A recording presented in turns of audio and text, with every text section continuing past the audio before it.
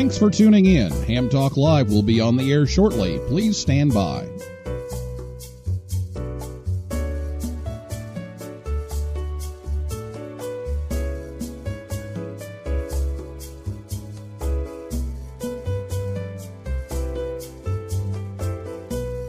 Thanks for tuning in. Ham Talk Live will be on the air shortly. Please stand by.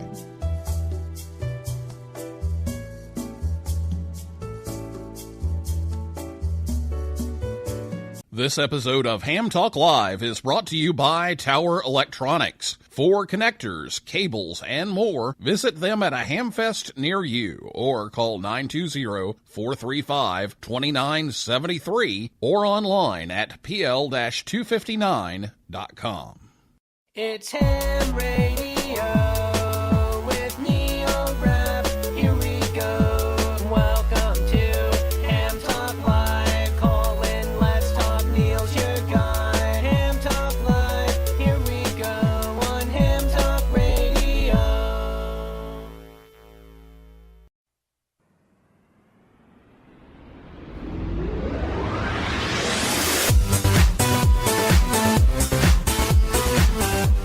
Good evening, everyone. It's time for Ham Talk Live, episode number 106.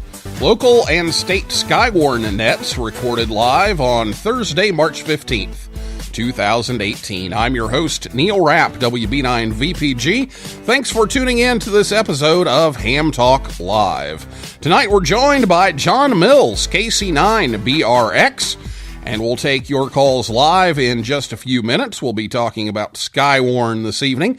And last week on the show, we had Steve Waterman, K4CGX, and Phil Sherrod, W4PHS, talking about how to use WinLink.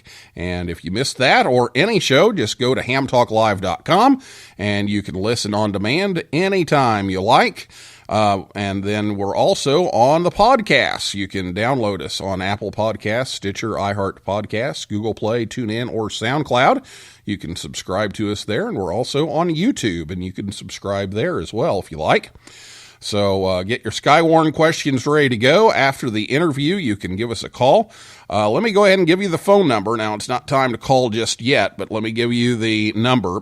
It's 812-NET HAM1. That's 812-638-4261 for the numerically challenged. Or on Skype, you can find us at Ham Talk Live. You can also send us a question via Twitter. Our Twitter handle is at Ham Talk Live. You can do that whenever you like. And we'll take a look at those after we talk to John.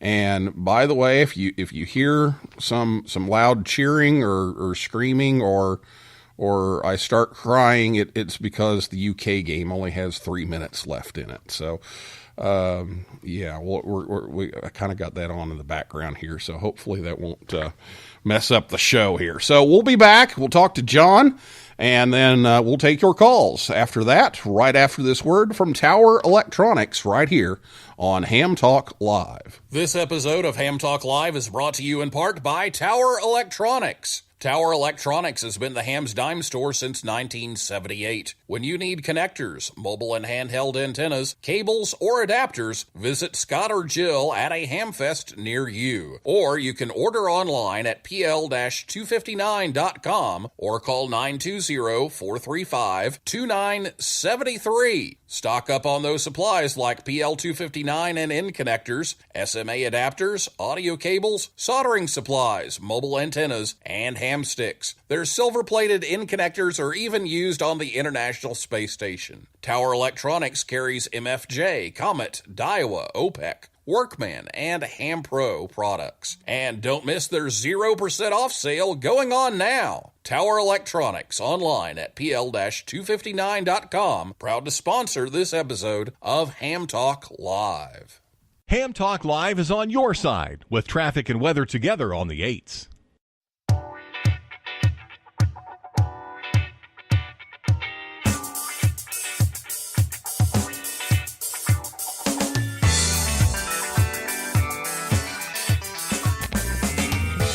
Thanks to Scott and Jill at Tower Electronics for sponsoring the show, as always. They help bring you Ham Talk Live each and every Thursday night. Their Hamfest schedule coming up this weekend, the 18th, they'll be in Toledo, Ohio. On April 6th and 7th, they'll be in Belton, Texas. April 7th, they'll be in Staunton, Wisconsin. And April 14th, Mobile, Alabama. And, of course, they'll be at Hamvention, and we've got our Hamvention preview coming up in just a couple of weeks, so make sure you stick around for that.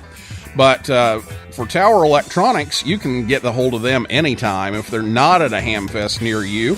Just pick up the phone and call 920-435-2973, or you can visit them online at pl-259.com and tell them you heard it on Ham Talk Live. Well, my guest tonight is John Mills, KC9BRX. John is an IT Service Desk Specialist 2, working for TriMedics in Indianapolis. John resides in Carmel, Indiana, in the metro Indianapolis area. John attended Liberty University and Indiana University, Purdue University at Indianapolis, which is commonly referred to as an acronym of IUPUI, or as we say around here, ooey pooey. John is one of the directors for Central Indiana SKYWARN, which works hand in hand with the Indianapolis National Weather Service office through amateur radio to protect the lives of Central Indiana residents. John has been licensed for 16 years and has been with Central Indiana SKYWARN for all of those 16 years. And John also spent much of his time in his career in broadcast radio as an on-air personality, engineer, producer, and even meteorologist.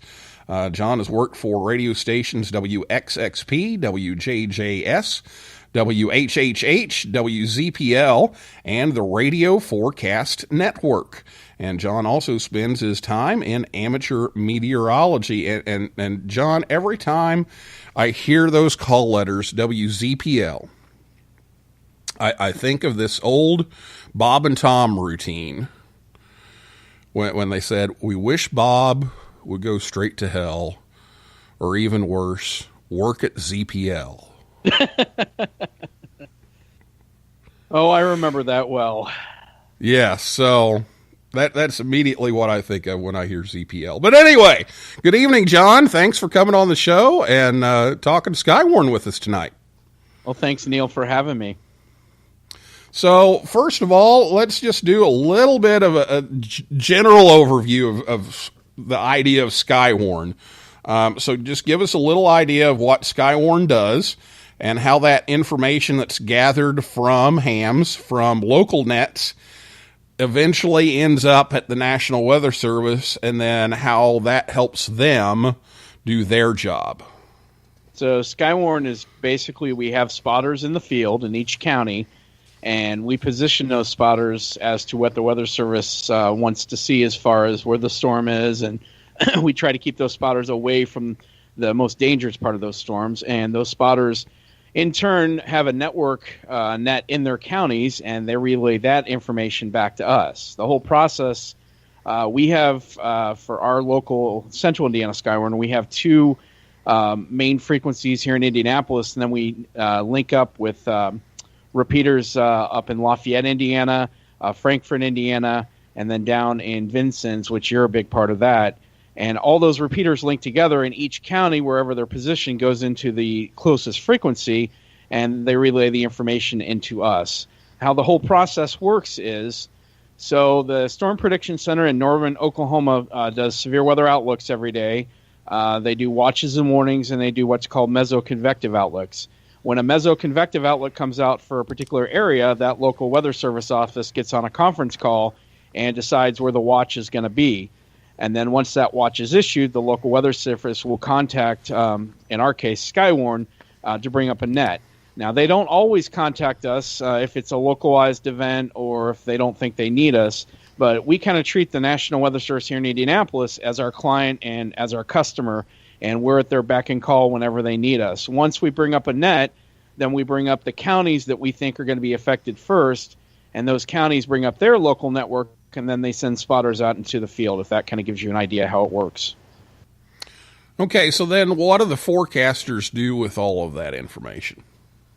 So they'll look at radar and they'll see and satellite and computer models and see where they think the storms are gonna be most likely. And once those storms do form, then they'll have us bring up that particular county, which they'll bring up a county net on either most likely UHF or VHF, depending on what type of county repeater they have.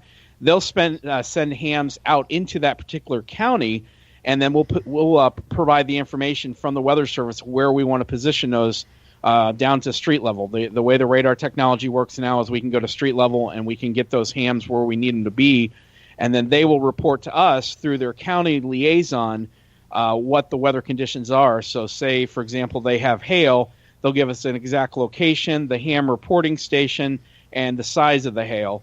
And then we'll position other spotters. But again, it's all done through the local network in the county, the local net, with a county net control and then a county liaison who will relay that information back to the Central Indiana SKYWARN Net. And if it gets really, really busy, we break it down and we only take severe weather reports. A lot of times I've had events where we've had 2 tornadoes on the ground in the same area, or maybe just 1 tornado, but we limit our traffic to emergency traffic only, because the quicker we can get that information verified and relayed from the county net back to us to the Weather Service, the quicker the Weather Service can make decisions on where they're going to issue the next warning. They can get the information out to the public through local media, Homeland Security, Twitter, Facebook, all those different resources. So when they take this data that we help provide to make watches and warnings and that kind of thing, we're kind of the eyes and ears where they have radar, and radar tells them a lot. Radar does a lot of functions, but especially when you get further out from the radar site, they can't always see everything. And so the SKYWARN people are the eyes that are, right there in a human form to kind of back up what the radar is telling them. That's exactly right, Neil. The radar technology has gotten better and better. When I first started in 2002, it was okay, and now it's gotten very, very good. But like you said, as the radar beam goes out from the radar, it goes up in the atmosphere. So that radar beam, they can do a slice of the lowest degree angle of the atmosphere about every 1 to 2 minutes. But if you're 50 miles from the radar, you may be looking up at 4,000 or 5,000 feet in the atmosphere. Well, we got ham radio guys all throughout the county on the ground that are going to tell us exactly what's going on the ground, because a lot of times you may see rotation up at 4,000 or 5,000 feet that looks like a tornado, but on the ground it's actually not touching the ground.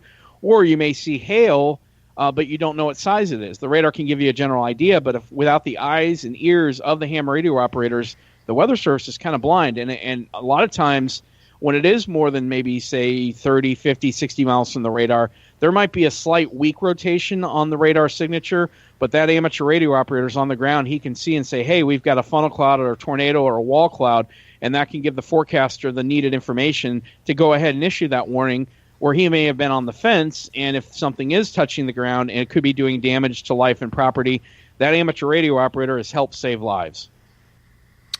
Well, it's a very important role, and in order for all this information to get there efficiently and accurately, there are some things that needs to be done to make sure that we're not reporting what somebody else has already reported and it just goes in a big circle and that kind of thing. So let's talk about some of the things that need to be considered if you happen to be running a SKYWARN net, or you're one of the people checking into a SKYWARN net, to help make sure that everything is correct, verified, and efficient. Yes. We always want to know who, what, where, when, how, and we always want to know the spotter's call sign. We do not take reports off of police scanners. We do not take reports from the local media.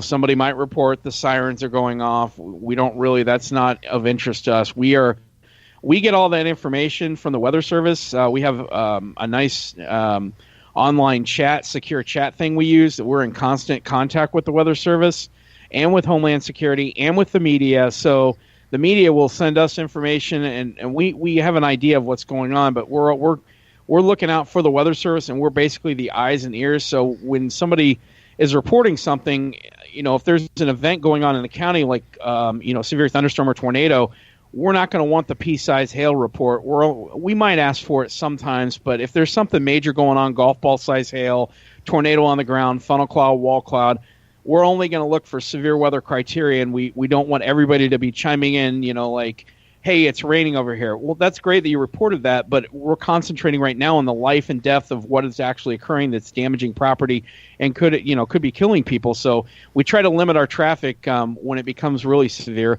All the counties, when they do bring up their net, we have, they go ahead and let people check in. We do that on the state net, but when we actually have stuff starting to go, happen and there's an event going on, we start to limit things, and we have an incident command that we use, and we really try to encourage people to use radio etiquette and realize it is an emergency situation. And unless you have something that is going to add to the Weather Service or help save lives, we don't need your information. We just want you to stand by unless you got something that's going to, really help us pinpoint where the storm's going and what's being reported. So we try to limit everybody to an incident command structure, the 5 W's.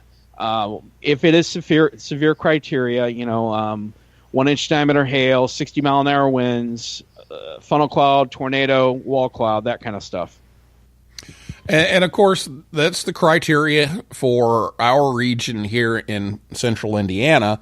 And every SKYWARN net that goes through a different weather office may have slightly different criteria. But the principle is pretty much the same, I think, that you want to prioritize what you're sending back so that they're not overloaded with information, but they are receiving the critical information as soon as possible. That is absolutely right? Absolutely spot on. Yes, spot on. Each weather service in each region, I think it's defined by the region. Central region, southern region. The Weather Service has different regions around the country, and I think each region has their own set of criteria for what they need reported. Now, if the forecaster says, hey, sends me a message and says, what are you getting out of this storm? We're kind of interested in this storm. We don't have a warning on it right now, but hey, what are you getting?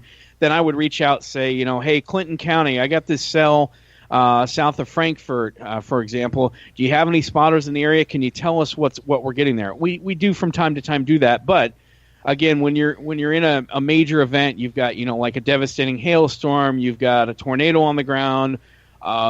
You go into that incident command structure, and only people that are prudent to that area who can give us real-time reports. We really, really kind of discourage all other traffic because, like you said, the net can get very, very cluttered, and you can have people piling up on each other.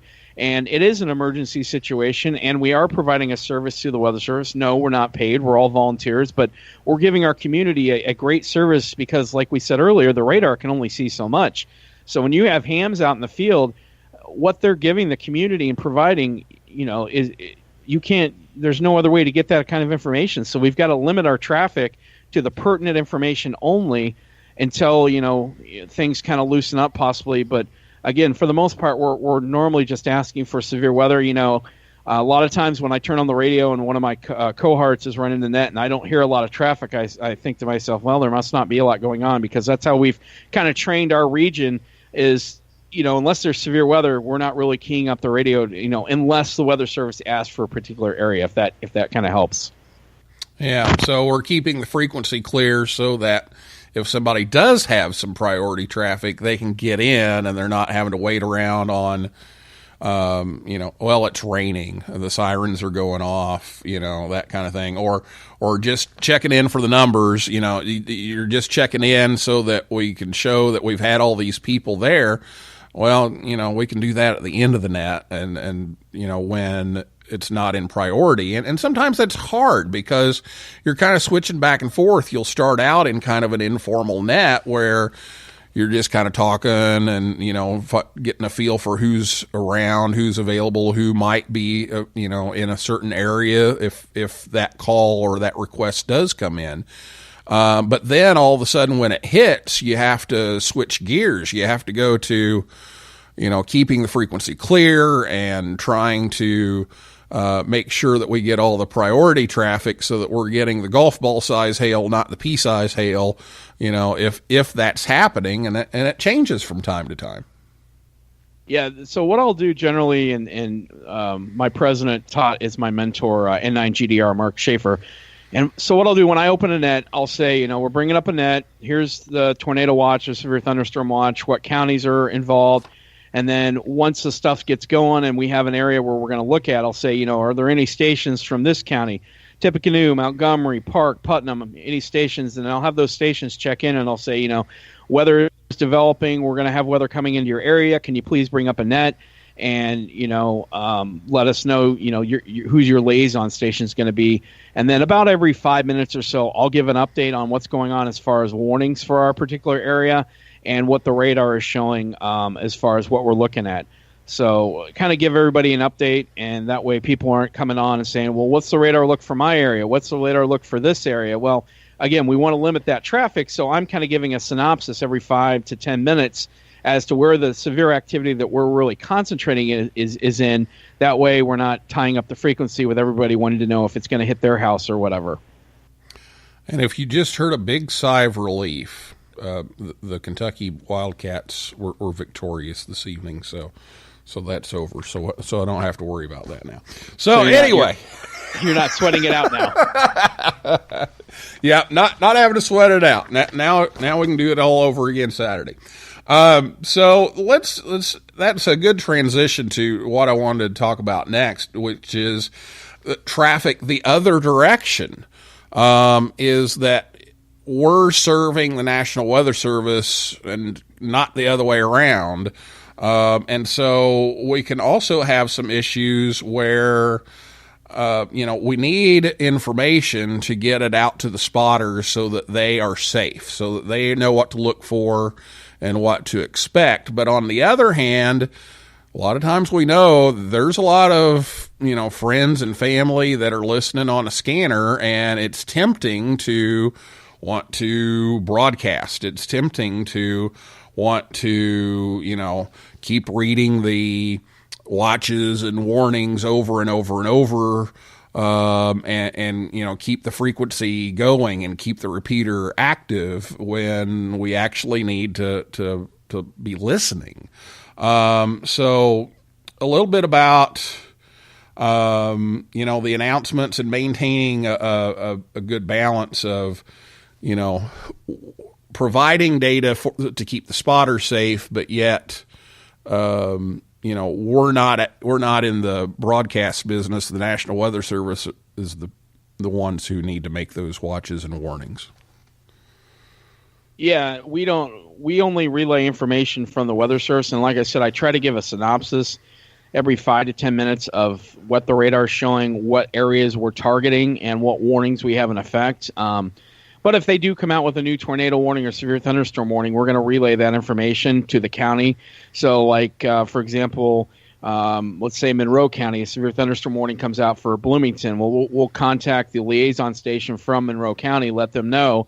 95% of the time, they've got the warning too, but we just like to let them know there is a warning, and here's where the Weather Service wants to position the spotters. We don't want to put our spotters in harm's way, so we encourage them. We try to position them maybe a mile and a half away from where the harm's way. So say there was a tornado that was spotted on the west side of Bloomington. We'd have them south of that area and southeast, and we'd make sure that they have escape routes to get out of that area in case the storm would shift.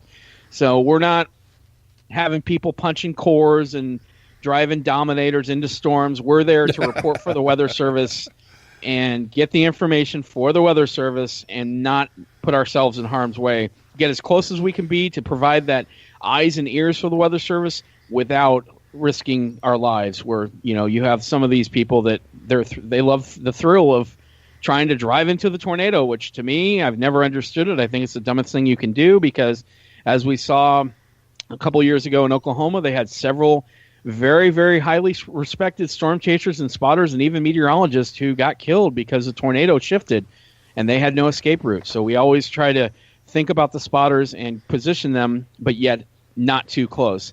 The other thing with the Weather Service and how the nets work, there may be a lot of times I see this a lot in the summer. We have a lone severe thunderstorm that pops up, and there's no watch or warning.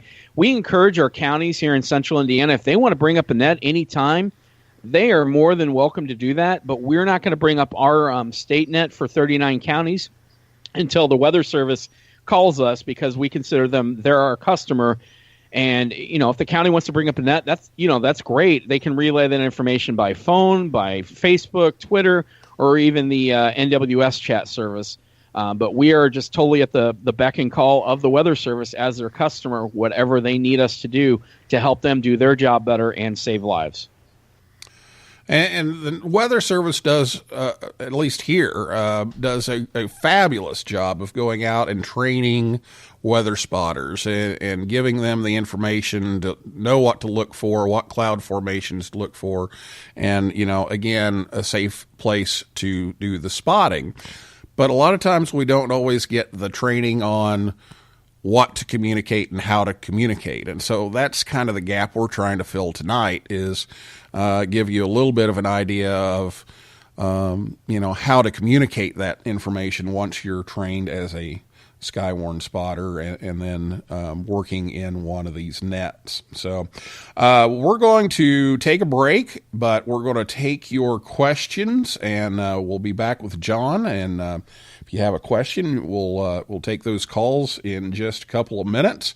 And also want to mention the SKYWARN reflector. I had a note to talk about that, so we'll do that right after these words from the National Voice of America Museum of Broadcasting and Amateur Radio Newsline right here on Ham Talk Live. The National Voice of America Museum of Broadcasting, located in Westchester, Ohio, just north of Cincinnati, is only 2 minutes off I-75. The museum is the former home of the Voice of America Bethany Relay Station. Tours are now available every Saturday and Sunday from 1 to 4 p.m. Eastern Time. You can see the control room, a 200,000-watt transmitter, and the most comprehensive collection of inventions by the iconic Powell Crosley Jr.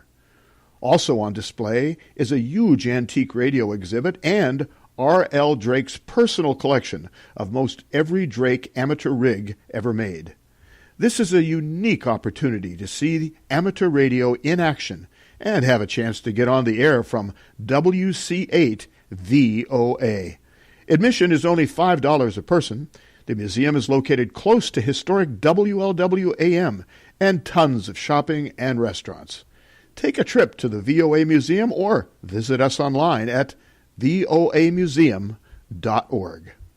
Nominations are now open for the Amateur Radio Newsline Bill Pasternak WA6ITF Young Ham of the Year Award. I'm Don Wilbanks, AE5DW. Since 1986, we've had the honor of celebrating the accomplishments of youth in ham radio, and we want to know about your exceptional young ham. You'll find the rules and a nominating form by clicking the YHOTY tab on arnewsline.org. Fill it out, send it in, and we'll see you and an amazing young ham at the Huntsville, Alabama Ham Fest in August. Thanks, and 73 from Amateur Radio Newsline. Hey, baby, what's your sign? What's your call sign? You're listening to Ham Talk Live with Neil Rapp.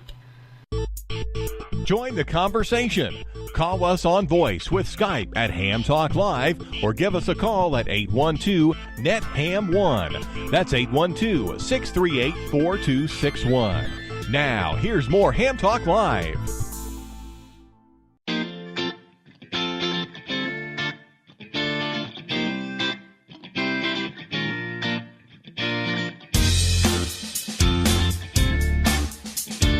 Ham Talk Live is on the air every Thursday night at 9 p.m. Eastern Time right here at hamtalklive.com.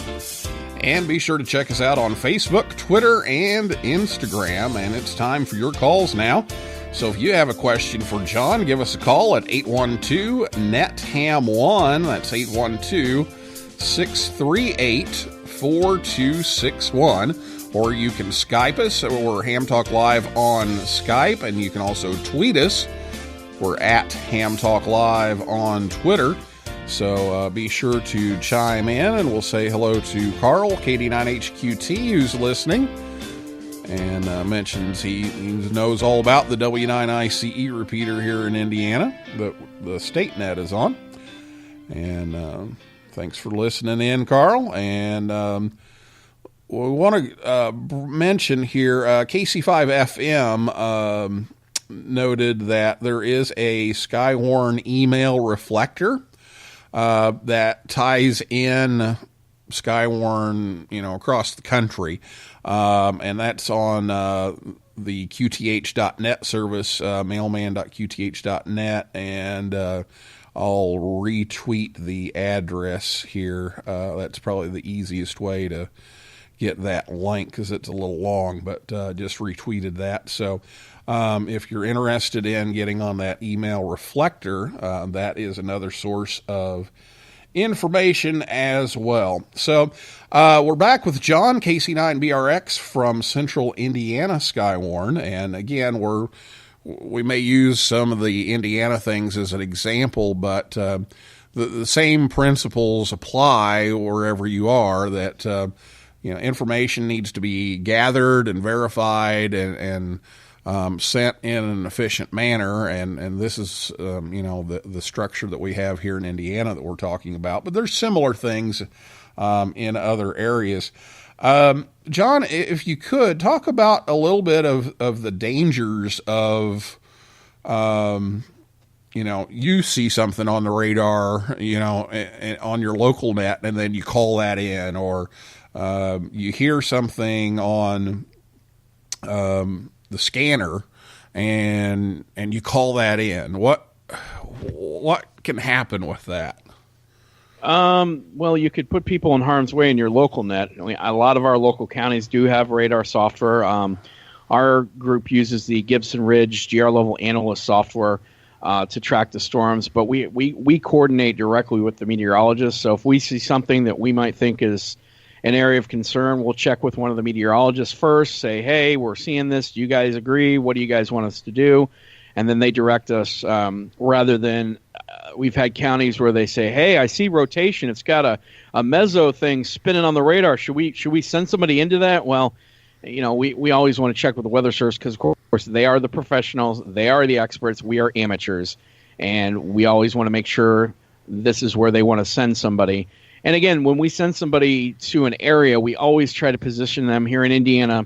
And for the most part, when you're spotting for tornadoes, you always want to be southeast of where the wall cloud and the supercell would be. We would never want you to drive into it. I stressed that earlier, that you see all these chasers driving into these things, and that's just putting your life at risk and just not a smart move. So we always try to verify with the Weather Service, here's where the storm is, here's where we're going to put the spotters, and then get the information back. If you hear scanner reports, the Weather Service has, especially nowadays with all the internet and everything, they have direct links with state police, with Homeland Security, with county sheriff, county police, the media. In fact, the media, our organization and other ham organizations, Homeland Security and the Weather Service, all have a secure chat room that we all chat within during severe weather, and the Weather Service kind of limits it to only emergency traffic. So they're going to get that information that you hear on a scanner. So you rebroadcasting over your local net or to the state net is not doing anybody any good because they've already got that information. And again, as I stressed earlier, we want to try to keep the frequencies open for pertinent traffic. We will have check-ins at the beginning of our nets for our county and our state. But when the ball gets rolling and the storms start rolling, then we limit it to emergency traffic only. And, there's even times when we have a severe thunderstorm. But if we've got a live tornado on the ground that's hitting an area that it could kill people or do destruction to homes, we limit the traffic only to that area. Just depends on the situation. We're talking to John Mills, KC9BRX, about SKYWARN issues. And so if you want to give us a call, it's 812-638-4261, 812-NET-HAM1, or Skype us at HamTalkLive, or tweet us at HamTalkLive if you have a question or comment about the topic tonight. And also, I will remind our listeners that last spring, we had a pair of shows, actually, the Hurricane Watch Net and the Voice over IP Hurricane Watch Net. And speaking of, here one of them's calling in right now. But those, are applicable to the coastlines a little more than it is for us here. We're in Tornado Central, but there's all those other nets out there, and so if you are interested in any of that Hurricane Watch Net or the voice over IP weather net, make sure you check out the old Ham Talk Live episodes from last spring. And speaking of that, we do have a caller on the line. It's Lloyd, KC5 FM from the voice over IP weather net. So good evening, Lloyd, and what's your question for us tonight? Well, I had actually called in to listen to the program, but thanks for taking my call, and I always appreciate your topical stuff, considering that SKYWARN is, spring weather season here in Oklahoma is right upon us. We have a fire weather watch today and tomorrow, warning rather, in Oklahoma, so it's important to be all up to speed on all kinds of weather. My friend KD1CY is being hammered in the Northeast with the number 3 blizzard. So there's all kinds of weather in America to be weather aware about, and SKYWARN is the program to help you do that. I appreciate that comment, too, about the VoIP WeatherNet. Over. Okay, Lloyd. Yeah, very good. We thank you again for coming on the show and talking about that, and often feeding us some information. And so we may post a link to that show again later on this evening after the show, so you can find it easily. But it's there in the archive. If you just go back on hamtalklive.com, you can find that conversation. So, yeah, Lloyd, thanks for calling in. And the nor'easters raging out there in the Northeast, and Oklahoma, you're on a fire watch. Is that what you said? You got some drought going on? We have lots of drought going on. About the western third of the state is in drought, and we have a fire weather warning in place till, it just ended, but we have a watch for tomorrow.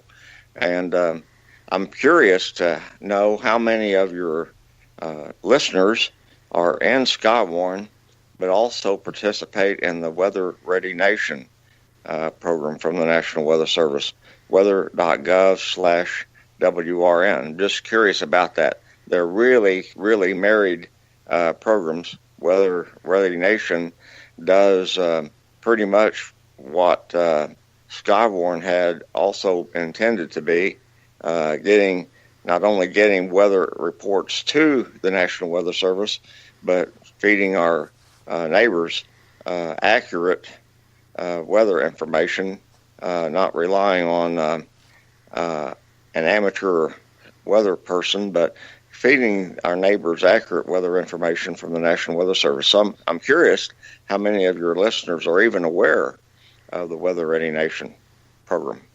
Well, if they weren't, they are now. And that's one of the goals of the show, so that's good. So yeah, I would be interested in knowing that as well. And Lloyd, I'm going to put you on the spot here for a second, because John and I have been talking about tornadoes, and you're mentioning the fire thing. So we don't get that one a whole lot around here. I remember one time we did, and we had to establish some links that normally we wouldn't, to kind of keep an eye on some things. So what do you all do in a ham radio situation with SKYWARN with the fire warnings? Well, when we do have a fire warning, typically our advice to the citizens that we apply to ourselves is, if you see smoke, report it. Currently in Oklahoma, the western tier of counties is under a governor's burn ban anyway. So if there's smoke out there, you're supposed to report it to local authorities. And that way you can help enforce that burn ban. Second, it's important that our operators have radar skills, and the smoke detector on radar in in radar scope is base reflectivity level 1 and coalition coefficient and level 2 or level 1, and those will detect the smoke plumes before anything else and any other radar product. So those are the two things. If you see smoke, report it, and watch your radar for smoke plumes. Okay, well, we learned something, John. Yes, we did. And speaking of Weather Ready Nation, our organization, Central Indiana SKYWARN, is a Weather Ready Nation, and that is being promoted by the Indianapolis Weather Office, like you had mentioned earlier, when they go out and do the county talks. They also try to get businesses and the county weather ready as well with the Weather Ready Nation program. No, I see a lot of the county will get like a rating, that they are weather ready, and see the signs out there a lot. And that go along with SKYWARN. SKYWARN was originally the number 1. Then Storm Ready was number 2. It was a program developed out of the Norman National Weather Service office and the Tulsa National Weather Service office and Oklahoma. And Storm Ready, you can be a Storm Ready community, a county, a university, a school. You can be a Storm Ready military base, and I think there's even a Storm Ready band. But that all involves being involved with a community being able to document to the Weather Service that they are storm ready, and it all ties into also to SKYWARN and to Weather Ready Nation. All right, Lloyd. Well, thanks for bringing that to our attention, and we'll try to get those links sent out on that as well. So thanks for calling in tonight. And thanks for taking my call. I appreciate your program. Be safe. All right. Okay, you too, Lloyd. Take care. Be careful of those God fires. 7375.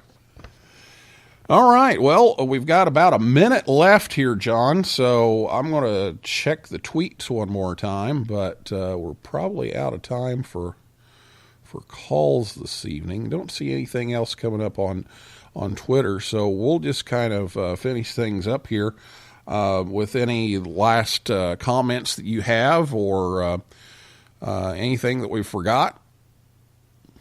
No, I appreciate you having me on the show. Just want to reiterate, you can probably go to your local National Weather Service office to find spotter training, because I think all the offices do it. And if you want to get some more training on how to spot and what to look for, because they go through everything. I've been through many of them. We're actually having a regional one this weekend here in Indianapolis, an advanced spotter training, and they'll do a presentation at the county level of the clouds and what to look for and what to report, and it's really good. So you can go to your local weather service office off of NOAA.gov and gather the information on where your spotter training might be. But just to reiterate, when we bring up nets, make sure if there is something going on that you limit your traffic unless you've got something that's very pertinent and that can help save lives. That's the big point that I want to stress tonight. All right, John. Well, thank you so much for taking the time to come on and even installing Skype. That may have been a big move. Installing Skype. Oh yeah, it took hours. I've been installing Skype. About 3 minutes and I was there. Unfortunately, I'm a techie like you. Yeah, there we go. Well, thank you, John, and that is a wrap for this week's episode of Ham Talk Live. Thanks to John Mills, KC9BRX, and everyone out there in cyberspace for listening and calling in. And I invite you back next Thursday night at 9 p.m. Eastern Time when Rob Brownstein, K6RB, will be here to talk about CW Ops, an organization of CW operators. And for a list of all of our upcoming guests, and it's been updated quite a bit recently, go over to hamtalklive.com and just click on that show schedule link, and you can find out who's coming up in the next several weeks. So for now, this is Neil Rapp, WB9VPG, saying 7375, and as always, may the good DX be yours.